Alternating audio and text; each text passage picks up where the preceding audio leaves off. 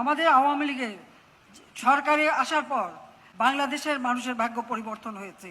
এমন আপনাদের অন্যায় আর অবিচার দেখতে দেখতে জনতা একদিন খেপে যাবে, মারতে মারতে সংসদ থেকে বের করে দেবে। সেদিন আপনারা চিৎকার করে বলবেন, পুলিশ পুলিশ পুলিশ।